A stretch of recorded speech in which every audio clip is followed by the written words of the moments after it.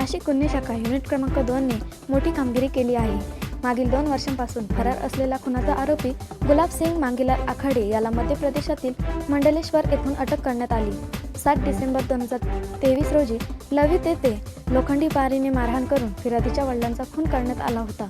आरोपी गुन्हा दाखल होताच फरार झाला होता। तांत्रिक विश्लेषण व गुप्त बातमीदारांच्या मदतीने आरोपीचा ठाव ठिकाणा मिळाला। नाशिक गुन्हे शाखा युनिट क्रमांक 2च्या पथकाने मध्य प्रदेशात जाऊन आरोपीला पकडले।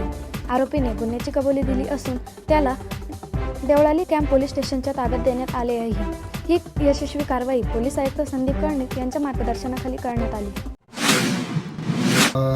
देवळाली कॅम्प पोलीसच्या नदीमध्ये 102/2024 भारतीय न्याय भादवी कलम 302 506 IPC प्रमाणे गुन्हा दाखल झालेला होता। सदर गुन्ह्यामध्ये गुलाबसिंग आखाडे हा गुन्हा दाखल झाल्यापासून फरार झालेला होता। 2023 मध्ये ही घटना घडलेली होती। त्याप्रमाणे देवळाली कॅम्पला गुन्हा दाखल होता। सदर गुन्ह्यातील आरोपी हा मागील 2 ते 2.5 वर्षापासून फरार होता। तो मिळून येत नव्हता, त्यामुळे सदर गुन्हा हा प्रलंबित होता।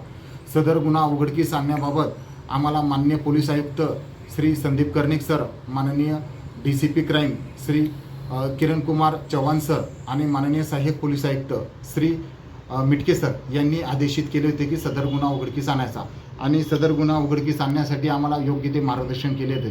त्यामुळे आम्ही सदर गुन्ह्यातील आरोपी याचा शोध घेण्यासाठी तेथील मिळालेली माहिती आणि तांत्रिक माहिती याचे आम्ही ॲनालिसिस केले आणि ॲनालिसिस करून सदर आरोपी हा खरगोन जिल्हा मध्य प्रदेश येथील असल्याची माहिती मिळाली।